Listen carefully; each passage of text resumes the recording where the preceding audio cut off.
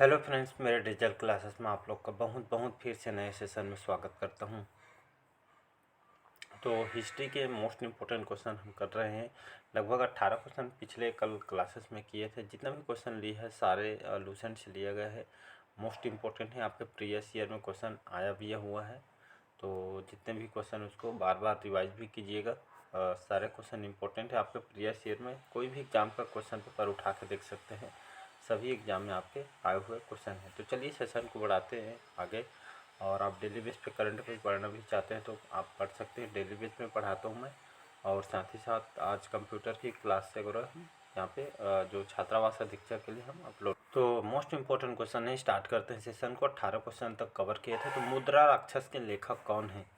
यह एग्जाम में बहुत बार क्वेश्चन पूछा गया क्वेश्चन है। तो अश्वघोष, विशाखदत्त, कालिदास और इसका ये भास है। इसका जो करेक्ट आंसर हो जाएगा विशाखदत्त करेक्ट आंसर हो जाएगा। तो इसको याद रखिएगा। तो मुद्रा राक्षस और ये आपके देवी चंद्रगुप्तम, इसके लेखक आपके विशाखदत्त है। दोनों को याद रखें। देवी चंद्रगुप्तम, मुद्रा राक्षस, ये दोनों के आपके जो नाटककार है विशाखदत्त हैं। इसको याद रखिए, प्रसिद्ध नाटक है इनके। इसको दोनों को याद रखिएगा। अगला क्वेश्चन देखते हैं। अगला क्वेश्चन है, विशाखदत्त के प्राचीन भारतीय नाटक मुद्रा राक्षस की विषय वस्तु क्या है? इसका जो करेक्ट आंसर हो जाएगा आपका चंद्रगुप्त मौर्य के समय में दरबार के आपके दुर्भी संधियों के बारे में इनका जानकारी देना था। तो इसका जो करेक्ट आंसर हो जाएगा, याद रखिएगा, डी ऑप्शन करेक्ट आंसर हो। तो विशाखदत्त के प्राचीन भारतीय नाटक मुद्रा राक्षस की विषय वस्तु है यहाँ तक चंद्रगुप्त जो मौर्य के समय में राज दरबार के दुर्बक्षियों के बारे में ये आपका लिखा गया था मुद्रा राक्षस की विषय वस्तु। अगला क्वेश्चन देखते हैं। मालवा, गुजरात, महाराष्ट्र किस शासक ने पहली बार जीता था? तो हर्ष, चंद्रगुप्त, विक्रमादित्य या चंद्रगुप्त मौर्य ने? इसका जो करेक्ट आंसर हो जाएगा चंद्रगुप्त मौर्य। इन्होंने मालवा, गुजरात और आपके महाराष्ट्र, तीन क्षेत्रों को पहली बार ये आपके चंद्रगुप्त मौर्य शासक ने जीता था।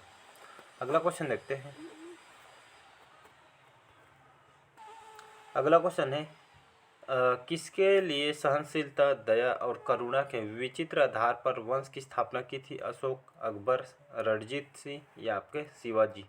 तो इसका ऑप्शन है अशोक, अकबर, रणजीत सिंह, शिवाजी। इसका जो करेक्ट आंसर हो जाएगा आपका अशोक करेक्ट आंसर हो जाएगा। याद रखिए, इनके शासनकाल में सहनशीलता, दया और करुणा के यहाँ पे त्रिविध आधार वंश की स्थापना इन्होंने की थी। तो किसने? तो अशोक सम्राट ने। इसको याद रखिएगा। अगला क्वेश्चन है, निम्नलिखित किस शहर में अशोक के शिलापट नहीं है? मतलब उनके जो जो शिलालेख है कहाँ पे नहीं पाई गई है? तो गिरनार, कांधार, टोपरा में या पाटलिपुत्र में? इसका जो करेक्ट आंसर हो जाएगा पाटलिपुत्र। इसको याद रखिएगा। तो इनके जो शिलालेख है अशोक के, इनका कहाँ पे नहीं पाया गया है? तो आपके पाटलिपुत्र में नहीं पाया गया है। बाकी आपके गिरनार, कंधार, टोपरा, पाटलिपुत्र को छोड़ के सभी इनके शिलालेख प्राप्त हुए हैं। तो याद रखिएगा। अगला क्वेश्चन है, अर्थशास्त्र के लेखक के समकालीन था? मतलब जो अर्थशास्त्र है ये लेखक किसके समकालीन थे? अशोक के, चंद्रगुप्त का या आपके चंद्रगुप्त विक्रमादित्य का या डी आपके चंद्रगुप्त का? तो इसका जो करेक्ट आंसर हो जाएगा अर्थशास्त्र के जो लेखक किसके समकालीन थे? तो ये आपके चंद्रगुप्त। मतलब कहने का मतलब है जो कौटिल्य एक अर्थशास्त्री थे, कौटिल्य आपके चंद्रगुप्त के समकालीन थे। तो इसको याद रखिएगा। नंद राजवंश के अल्पसंख्यक मगध पर किस राजवंश का शासन था? मौर्य, शुंग, गुप्त या कुषाण का? इसका करेक्ट मौर्य वंश करेक्ट आंसर हो जाएगा। नंद राजवंश के जो अल्पसंख्यक मगध पर आपके मौर्य वंश का मतलब यहाँ पे राजपाट था, राजवंश का शासन रहा था। अगला क्वेश्चन देखते हैं। मौर्य काल में शिक्षा का सर्वाधिक प्रसिद्ध केंद्र मतलब केंद्र कौन सा था? तो ये आपके बहुत बार क्वेश्चन पूछा गया है। मौर्य काल में शिक्षा का सर्वाधिक प्रसिद्ध केंद्र वैशाली, नालंदा, तक्षशिला या उज्जैन?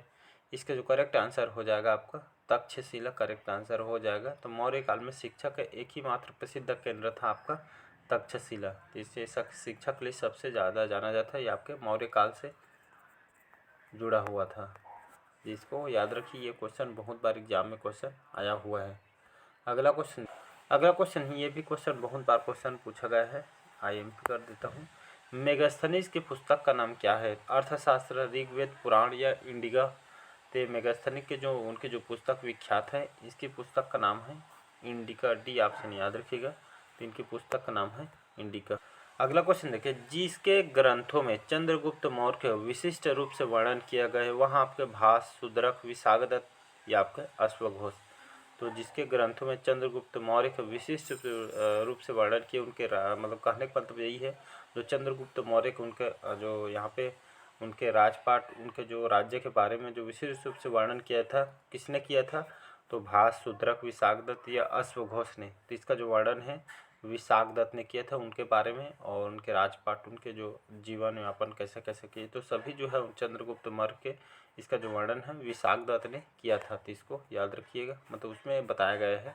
अगला क्वेश्चन देखते हैं, वह स्रोत जिसमें पाटलिपुत्र के प्रशासन का विवरण उपलब्ध है? दिव्यदान में, अर्थशास्त्र में, इंडिका में या आपके अशोक के?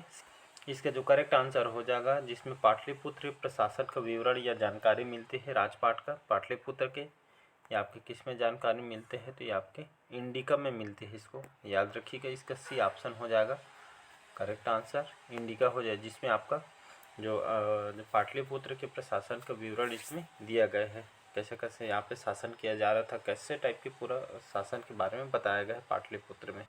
अगला क्वेश्चन देखते हैं, अशोक के जो शिलापट्टों मतलब उनके जो शिलालेख है अशोक के, ये आपके कौन सी भाषा में इसको लिखी गई है? तो अशोक के शिलापट्टों को उपयुक्त भाषा कौन सी भाषा का इसको उपयोग किया गया था? आपके संस्कृत, प्राकृतिक, पाली या हिंदी भाषा? तो ये भी क्वेश्चन पूछा गया है। तो ये आपका प्राकृत भाषा का उपयोग किया गया था, इसको याद रखिएगा। तो अशोक के जो शिलालेख में जो जितने भी इनके जो शिलालेख हैं, शायद लगभग 13 शिलालेख इनके प्राप्त हुए अभी तक के। जितने भी शिलालेख पाए हैं सभी आपके प्राकृत भाषा में लिखे गए हैं। तो इसको याद रखिए, ये भी क्वेश्चन एग्जाम में आया हुआ क्वेश्चन है। अगला क्वेश्चन देखते हैं, निम्नलिखित किस मौर्य राजा ने दक्कन की विजय प्राप्त की थी? तो अशोक, चंद्रगुप्त ने, बिंदुसार ने या कुणाल ने?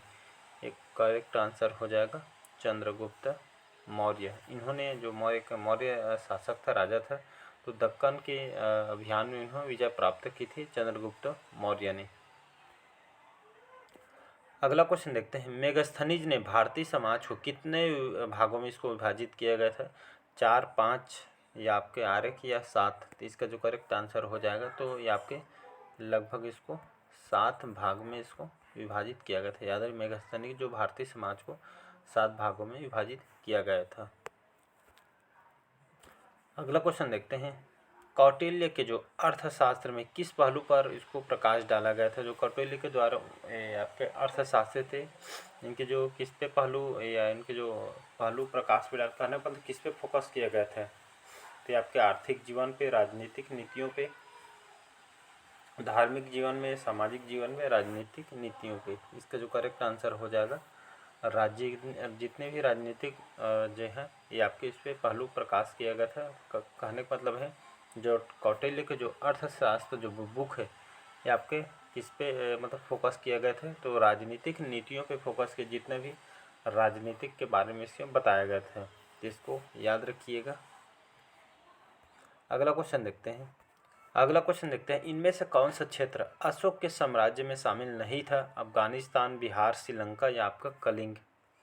इसका करेक्ट आंसर हो जाए 33 का आपका, या आपका श्रीलंका करेक्ट आंसर हो जाएगा। तो इसको याद रखिए, अशोक ने जो अपने साम्राज्य में किसको शामिल नहीं था? अफगानिस्तान था, बिहार था, कलिंग था, ये आपका श्रीलंका नहीं था। इसमें बौद्ध प्रचार प्रसार के लिए अपने जो बेटी संघमित्रा और उसके बेटे को ये आपका श्रीलंका भेजा गया था। तो इसको भी याद रखिए, एग्जाम में क्वेश्चन पूछा गया क्वेश्चन है। तो इसका सी ऑप्शन याद रखिएगा। तो इसको यह क्षेत्र आपका अशोक के साम्राज्य में शामिल नहीं था। अगला क्वेश्चन देखते हैं, पाटलिपुत्र को किस शासक ने सर्वप्रथम अपनी राजधानी बनाया था? चंद्रगुप्त मौर्य ने, अशोक, चंद्रगुप्त विक्रमादित्य ने या आपके कनिष्क ने? तो इसका जो करेक्ट आंसर हो जाएगा आपका चंद्रगुप्त मौर्य। इन्होंने पाटलिपुत्र को सर्वप्रथम अपनी राजधानी बनाया था। तो इसको याद, जब भी क्वेश्चन पूछे इसको याद रखिएगा। तो चंद्रगुप्त मौर्य ने इन्होंने पाटलिपुत्र को सर्वप्रथम अपनी राजधानी बनाया था। और यहाँ पे ये आपका शिक्षा का भी केंद्र या आपके पाटलिपुत्र में है, तो इसको याद रखिए। अगला क्वेश्चन देखते हैं। 35 क्वेश्चन है। पाटलिपुत्र में जो स्थित चंद्रगुप्त का जो महल बना हुआ था, ये आपके किस चीज़ से बना हुआ था? तो पाटलिपुत्र में इनका महल था चंद्रगुप्तों का। ये जो महल बना था आपके किस चीज़ से बना हुआ था? तो ईंटों से, पत्थर से, लकड़ी से या मिट्टी से? ये भी क्वेश्चन आपसे पूछा गया क्वेश्चन है, तो इसको याद रखिए। तो पाटलिपुत्र में स्थित जो चंद्रगुप्त मौर्य का जो महल बना हुआ था, ये आपके लकड़ी से बना हुआ था, इसको याद रखिएगा। तो इसका डी ऑप्शन हो जाएगा। तो जब भी ये क्वेश्चन आए तो आपको सॉरी आपके मिट्टी में हो गए, लकड़ी है करेक्ट आंसर, तो सी ऑप्शन करेक्ट आंसर हो जाएगा। तो इनका जो महल था ये आपका लकड़ी से बना हुआ था, न कि आपकी मिट्टी से, पत्थर से, ईंटा से। तो आपके लकड़ी से बना हुआ है, तो इम्पोर्टेंट क्वेश्चन है, इसका सी ऑप्शन करेक्ट आंसर हो जाएगा। तो चलिए आज का सेशन यहीं रखते हैं, बाकी जो क्वेश्चन है हम नेक्स्ट पार्ट में कवर करेंगे। तो चलिए, अच्छे लगे चैनल को लाइक सब्सक्राइब शेयर कीजिएगा। और साथ ही साथ मैं आज छात्रावास के लिए भी कंप्यूटर के भी क्वेश्चन मैं स्टार्ट कर दूंगा, जो आपके हर एग्ज़ाम के लिए, ऐसा नहीं है छात्रा कंप्यूटर का सेक्शन आपके सब एग्ज़ाम के लिए इम्पोर्टेंट है। तो चलिए, बस आज के लिए इतना ही। Thank you.